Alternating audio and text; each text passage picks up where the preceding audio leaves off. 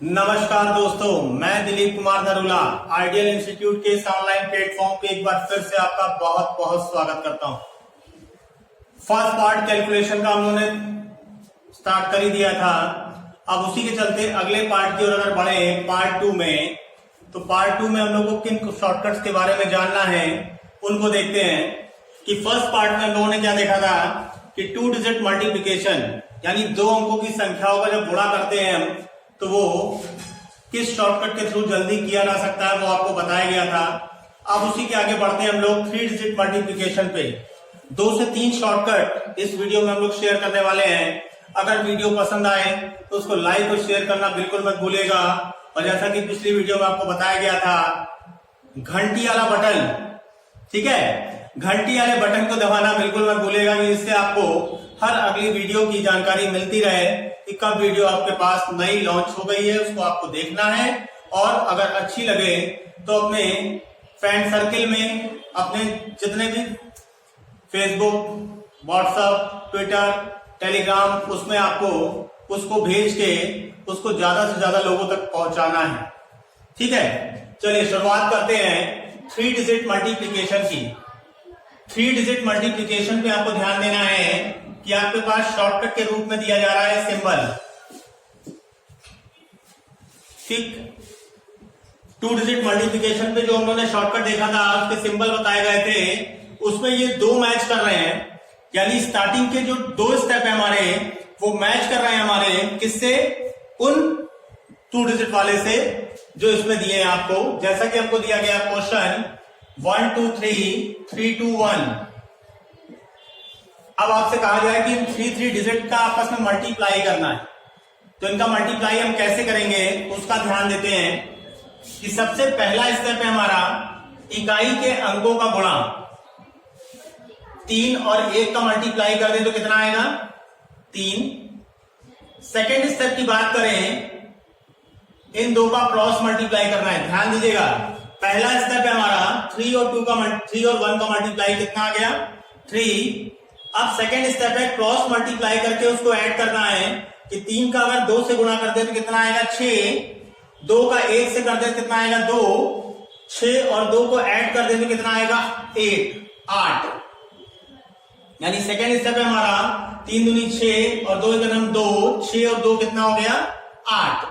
अब तीसरे स्टेप की बात करें तो तीसरे स्टेप में आपको दिख रहा है कि तीनों का क्रॉस मल्टीप्लाई करना है। तीनों का क्रॉस मल्टीप्लाई करके उसको ऐड करना है। यानी 3 का मल्टीप्लाई 3 से करेंगे कितना आएगा, 9। 1 का 1 से करेंगे तो 9 1 10 और 4 14। 9 1 10 4 14 ये गुणा किया गया है। 3 का 3 से गुणा 9 1 10 और 4 14। कैरी कितना आया, 1। अब फोर्थ स्टेप की अगर बात करें तो 3 दूनी 6 और 2 8, 8 और 1 9। फिर से इस स्टेप का ध्यान दीजिए, 2 का 3 से गुणा किया 6 और 2 8, 8 और 1 9। और लास्ट स्टेप है हमारा सैकड़े के अंकों का गुणा। इसका मल्टीप्लाई किया कितना आया, 3। क्लियर। फिर से एक बार ध्यान दीजिए, सिंबल को पहचानना सबसे मेन काम है। कि सबसे पहला सिंबल हमसे कह रहा है कि इकाई के अंकों का गुणा। 3 और 1 का गुणा किया कितना आ गया, 3। सेकेंड स्टेप है क्रॉस मल्टीप्लाई। इन 2 का क्रॉस मल्टीप्लाई करने के बाद फिर ये गुणा करने के बाद जोड़ना है। 3 का 2 से गुणा किया 6 और 2, 6 और 2 कितना हो गया, 8। तीसरे स्टेप में जब हम बढ़े तो तीनों का गुणा करने के बाद हमको जोड़ना है। 9 1 10 और 4 14, कैरी आया 1।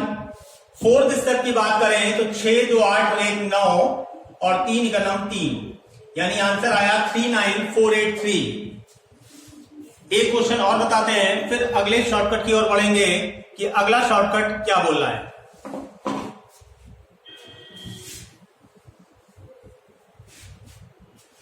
नेक्स्ट क्वेश्चन है हमारे सामने 1 2 3 3 1 2। अब अगर इसका मल्टीप्लाई करें हम लोग कितना आएगा, 3 का 2 से मल्टीप्लाई किया कितना आ गया, 6। पहला स्टेप था हमारा।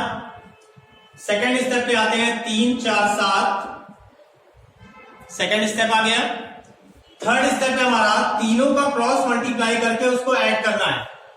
3 का 3 से मल्टीप्लाई कर दे तो 9, 2 11, 2 13। फिर से ध्यान, 3 3 का 9, 2 11 और 2 13, 13 का 3 कैरी आया 1। फोर्थ स्टेप है हमारा क्रॉस मल्टीप्लाई करके ऐड करना है। 6 1 7 और एक कैरी जो था 8 और लास्ट स्टेप 3 1 जा 3, 3 8 3 7 6।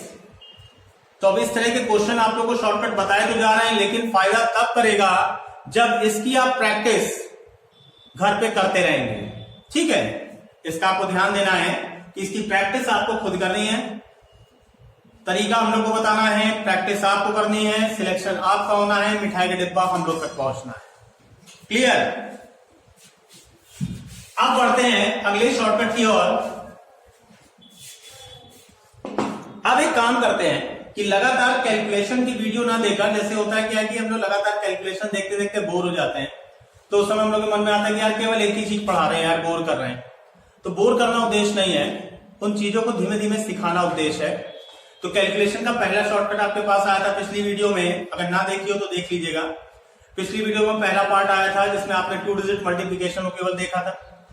सेकंड पार्ट में आया आपके पास 3 डिजिट मल्टीप्लिकेशन, आपको बता दिया गया। अब इसी के साथ एक छोटा सा चैप्टर स्टार्ट करते हैं, जिससे थोड़ा सा मन लगा रहा है कि हम लोग हर वीडियो में कोशिश करेंगे कि 1 से 2 कैलकुलेशन की शॉर्ट ट्रिक और किसी एक चैप्टर को स्टार्ट करते हैं। ठीक है, तो आज हम लोग का जो चैप्टर स्टार्ट होने जा रहा है अर्थमेटिक पे बढ़िया चैप्टर एवरेज। कौन सा चैप्टर? एवरेज। एवरेज मतलब औसत।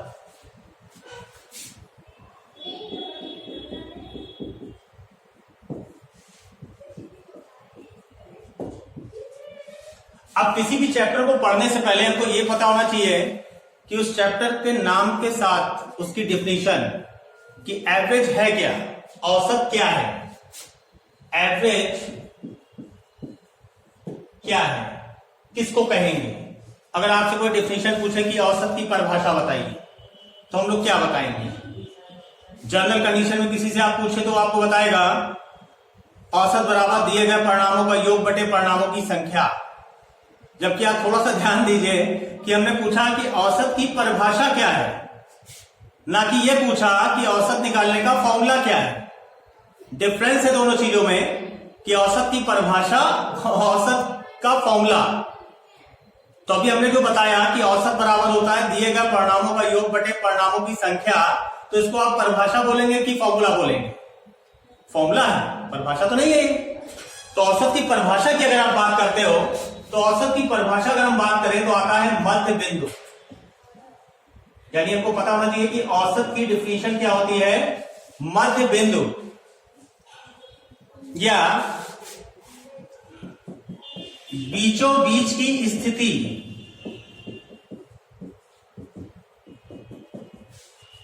या बराबर बराबर भागों में बांटना।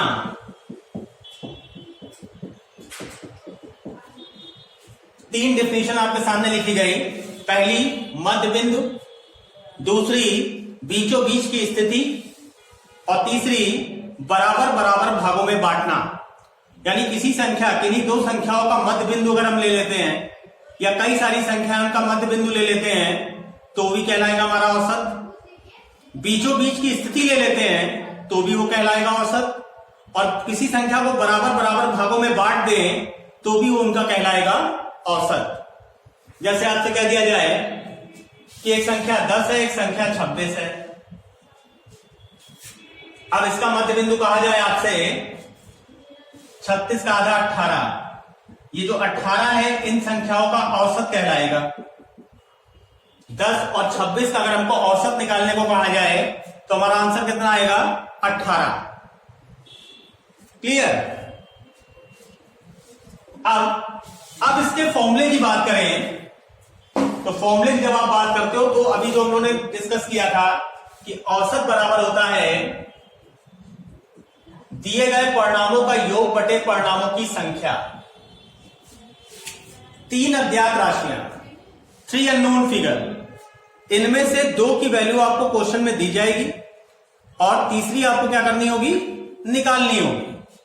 अब सबसे पहला काम है कि हमको ये पता हो कि तीनों तरह के क्वेश्चन कैसे कैसे आएंगे। औसत पूछेगा तो योग बटे संख्या करनी है, संख्या पूछेगा तो योग बटे औसत करना है, योग पूछेगा तो औसत गुणे संख्या करना है। तीन ही तरह से क्वेश्चन आपसे पूछ सकता है, औसत, संख्या या योग। अब क्वेश्चन में इसके अलावा जो पार्ट आता है जहां से हमको क्वेश्चन ये पता लगता है कि हमको समझ में आया कि नहीं आया, वो कौन सा पार्ट होता है कि क्वेश्चन पढ़ने के बाद एटलीस्ट सबसे पहला काम है हमारा कि इन तीन में से कौन सी दो वैल्यू हमको दी गई हैं वो हमको पता होनी चाहिए। वो क्वेश्चन पढ़ के हम ये पहचान कर सकें कि इनमें से कौन सी दो वैल्यू हमको दी गई है और तीसरी हमको क्या करनी है, निकालनी है। ठीक है, अब अगर इसका ध्यान दें तो एक क्वेश्चन अगर लें तो उससे ज्यादा समझ में आएगा, उसके बाद फिर उसको समझाया जाए कि उसको कैसे लगाया गया। तो एक क्वेश्चन देखते हैं पहले कि एक कक्षा के 19 छात्रों का औसत वजन 45 किलोग्राम है। एक नए छात्र के आने से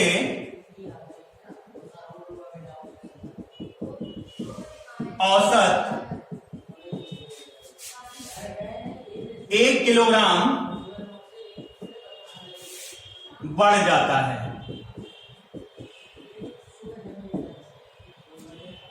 नए छात्र का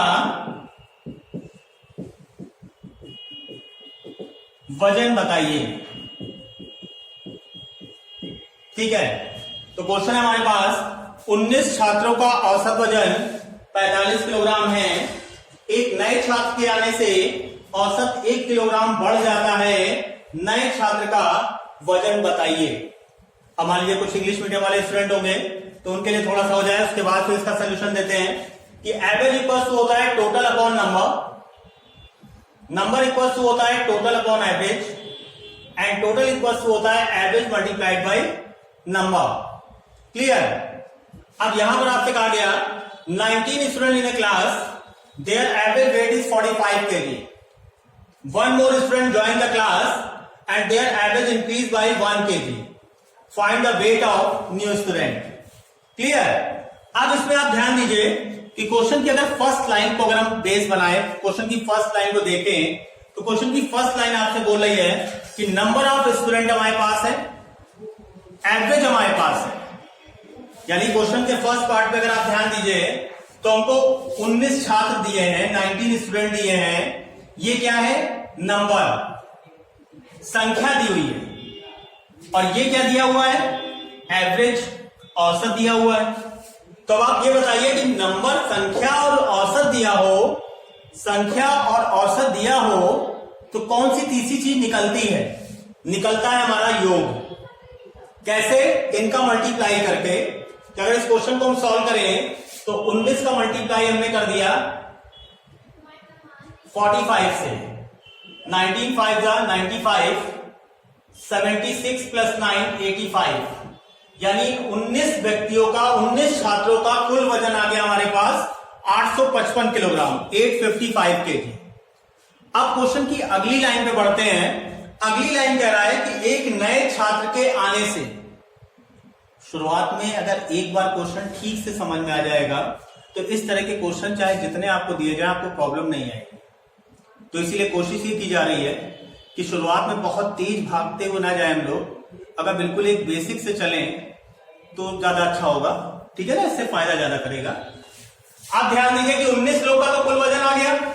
अब बोला गया एक नए छात्र के आने से, यानी कुल व्यक्तियों की संख्या कितनी हो गई? 20। 1 किलोग्राम औसत बढ़ गया, कितना हो गया? 46। अब इनका अगर मल्टीप्लाई करते हैं तो ये वैल्यू आती है 920। यानी अब हमको पता लग गया कि 20 छात्रों का कुल वजन है 920, 19 छात्रों का कुल वजन है 855। 20 छात्रों के कुल वजन से जब आप 19 छात्रों का कुल वजन माइनस करोगे तो किसका वजन आएगा? जो नया छात्र आया है। और यही हमसे क्वेश्चन में पूछा गया था कि नए छात्र का वजन बताइए। क्लियर? अब 920 में जब आप 855 माइनस कर देते हो तो हमारा आंसर आता है 65 kg। कितना आंसर आया? 65 kg। ये तो वो ट्रेडिशनल मेथड है कि जिसको हम लोग बचपन से लगाते चले आए हैं, लेकिन ये ज्ञान प्राप्त करने के लिए तो अच्छा है, लेकिन सिलेक्शन के लिए अच्छा नहीं। सिलेक्शन चाहिए तो इसके साथ साथ आपको टाइम सेव करने वाला एक तरीका भी तैयार रखना है। कुछ लोगों का कहना है कि शॉर्टकट याद नहीं रहता। अरे तो आप हमको ये बताइए, लॉन्ग कट कब याद हुआ? जब कई बार लगाया आपने तभी तो याद हुआ। तो शॉर्टकट कब याद होगा? जब उसको कई बार लगाएंगे। पहले से अगर आप कह दोगे कि शॉर्टकट नहीं याद रहता, शॉर्टकट नहीं याद रहता, तो नहीं याद रहेगा। कम से कम आप ये भी तो ध्यान दीजिए हम बोल क्या रहे हैं। ठीक है, तो प्रैक्टिस करेंगे तो वो चीज याद होगी। अब इसके शॉर्टकट पे आते हैं। शॉर्टकट के लिए हमको एक शब्द का ध्यान देना है, प्रभाव। क्या ध्यान देना है? प्रभाव। अब इसको समझना है, किसी के आने या जाने से, किसी के आने या जाने से बाकी लोगों में क्या प्रभाव पड़ा। अगर ये आप चेक कर ले गए तो इस क्वेश्चन का आंसर बहुत जल्दी आ जाएगा, और जो आपको इतना कैलकुलेशन करना पड़ा है वो आपको नहीं करना पड़ेगा। क्लियर? अब इसका ध्यान देते हैं कि 19 छात्रों का औसत वजन है 45। इसको थोड़ा बीच में बताते हैं, क्लियर हो जाए और अच्छे से।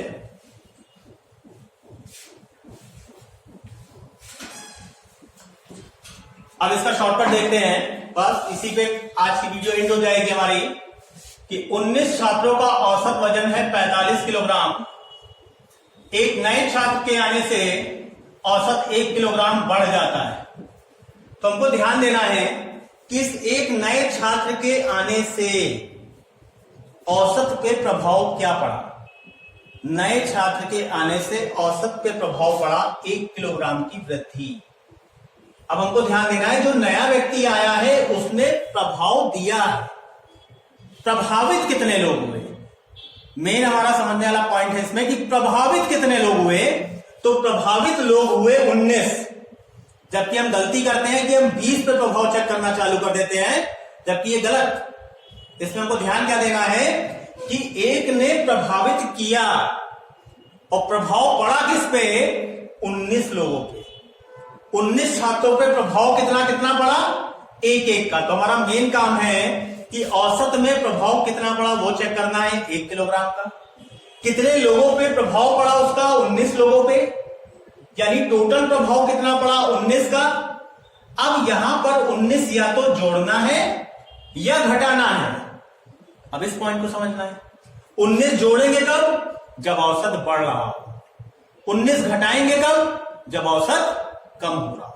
क्वेश्चन की लैंग्वेज का ध्यान दीजिए कि एक नए छात्र के आने से औसत 1 किलोग्राम बढ़ जाता है।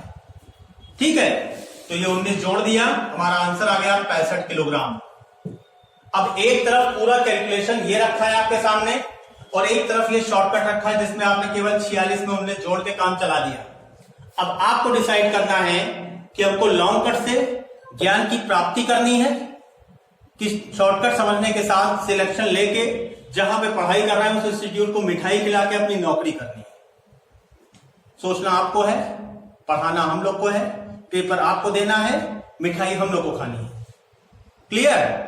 अगर वीडियो पसंद आए उसको लाइक शेयर करना बिल्कुल मत भूलिएगा, और सबसे मेन घंटी वाला बटन उसको दबाना बिल्कुल मत भूलिएगा, जिससे हम लोग की अगली वीडियो जैसे ही आए तो सबसे पहले वो आपके पास जाए, और आपको पसंद आए तो आपके थ्रू इतनी दूर दूर तक फैल जाए कि बस फैलती रहे। Thank you.